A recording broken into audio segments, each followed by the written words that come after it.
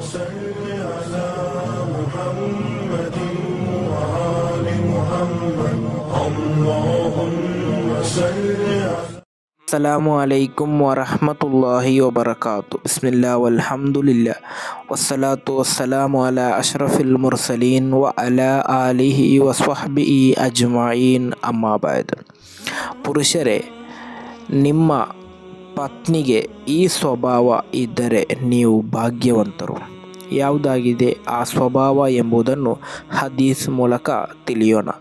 ಇಮಾಮ್ ಬೈಹಕಿ ರಲಿಯಲ್ಲಾಹು ಅನ್ಹು ರವರು ವರದಿ ಮಾಡಿದಂತಹ ಹದೀಸ್, ಅನಸ್ ಬಿನ್ ಮಾಲಿಕ್ ರಲಿಯಲ್ಲಾಹು ಅನ್ಹು ರವರಿಂದ ನಿವೇದನೆ, ಅನ್ನ ರಸೂಲುಲ್ಲಾಹಿ ಸ್ವಲ್ಲಲ್ಲಾಹು ಅಲೈಹಿ ವಸಲ್ಲಮ ಕಾಲ, ಖಂಡಿತವಾಗಿಯೂ ಪ್ರವಾದಿ ಸ್ವಲ್ಲಲ್ಲಾಹು ಅಲೈಹಿ ವಸಲ್ಲಮರು ಹೇಳುತ್ತಾರೆ, ಮನ್ ರಜಕಹುಲ್ಲಾಹು ಮ್ರಅತನ್ ಸ್ವಾಲಿಹತನ್, ಅಲ್ಲಾಹನು ಯಾರಿಗಾದರೂ ಸ್ವಾಲಿಹತಾದಂತಹ ಪತ್ನಿಯನ್ನು ನೀಡಿದ್ದರೆ ಫಕದ್ ಆನಹು ಅಲಾ ಶತುರಿ ದೀನಿಹಿ, ಖಂಡಿತವಾಗಿಯೂ ಅವನ ದೀನ್ನ ಅರ್ಧ ಭಾಗ ಅಲ್ಲಾಹನು ಪೂರ್ತೀಕರಿಸಿದನು ಎಂದು. ಇನ್ನರ್ಧ ಭಾಗ ಫಲ್ಯತ್ತಕಿಲ್ಲಾಹ ಫೀ ಶತುರಿಲ್ ಬಾಕಿ, ನಂತರ ಇರುವಂತಹ ಬಾಕಿ ಅರ್ಧ ಭಾಗಕ್ಕೆ ನೀವು ಅಲ್ಲಾಹನ ಭಯಭಕ್ತಿಯಿಂದ ಜೀವಿಸಿದರೆ ಸಾಕು ಎಂದು.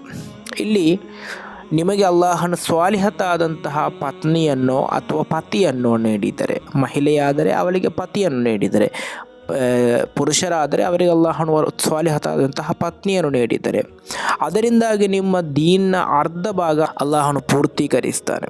ಅದಕ್ಕೆ ಕಾರಣ ವಿದ್ವಾಂಸರು ಚರ್ಚೆ ಮಾಡುವುದು ಕಾಣಬಹುದು. ದೀರ್ಘವಾದಂತಹ ಒಂದು ವಿಷಯವಾಗಿದೆ. ಅಲ್ಪ ವಿಷಯಗಳನ್ನು ಮಾತ್ರ ನಾನಿಲ್ಲಿ ಹೇಳ್ತೇನೆ. ಸ್ವಾಲಿಹತಾದಂತಹ ಪತ್ನಿ ನಿಮಗೆ ಇದ್ದರೆ ಅವಳ ಸ್ವಭಾವಗಳು ಕೂಡ ಉತ್ತಮ ಸ್ವಭಾವವಾಗಿರ್ತದೆ. ಆದ್ದರಿಂದ ನಿಮ್ಮಲ್ಲೂ ಕೂಡ ಆ ಸ್ವಭಾವದ ಪ್ರತಿಬಿಂಬ ಕಾಣಲು ಸಾಧ್ಯ. ಮತ್ತೊಂದು, ನಿಮಗೆ ಕೆಟ್ಟ ಚಿಂತನೆಗಳಿಗೆ, ವ್ಯಭಿಚಾರದಂತಹ ಕೆಟ್ಟ ಕೃತ್ಯಗಳಿಗೆ ಹೋಗುವುದನ್ನು ಅವಳು ತಡೆಯುತ್ತಾಳೆ. ಕಾರಣ ನಿಮ್ಮಲ್ಲಿರುವುದು ಸ್ವಾಲಿಹತಾದಂತಹ ಪತ್ನಿ. ಅದೇ ರೀತಿ ಪತಿ. ಅದೇ ರೀತಿ ನಿಮಗೆ ಆರಾಧನೆಯಲ್ಲೂ ಕೂಡ ಅವಳು ಸಹಕರಿಸ್ತಾಳೆ, ಪ್ರೋತ್ಸಾಹವನ್ನು ನೀಡ್ತಾಳೆ. ಅವಳು ತಹಜ್ಜುದ್ ನಮಾಜ್ಗೆ ಎದ್ದರೆ ನಿಮ್ಮನ್ನು ಕೂಡ ಕರೆಯುತ್ತಾಳೆ. ಮತ್ತಿತರ ನಮಾಜ್ಗೆ ಸಮಯವಾಗುವಂತಹ ಸಂದರ್ಭದಲ್ಲಿ ನಮಾಜಿನ ಬಗ್ಗೆ ನಿಮಗೆ ಎಚ್ಚರಗೊಳಿಸ್ತಾಳೆ. ಇದರಿಂದ ನಿಮ್ಮ ದೀನ್ ಅರ್ಧ ಪೂರ್ತಿಯಾಯಿತು. ಕಾರಣ ನಿಮ್ಮ ಪರಲೋಕದ ಚಿಂತನೆ ಅವಳಿಗಿದೆ.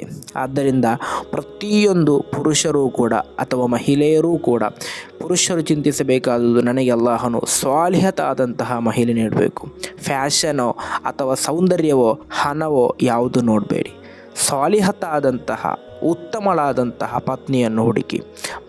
ಮಹಿಳೆಯರೂ ಕೂಡ ಅತ್ಯುತ್ತಮರಾದಂತಹ ದೀನಿರುವಂತಹ ಉತ್ತಮರಾದಂತಹ ಪುರುಷರನ್ನೇ ಹುಡುಕಿ.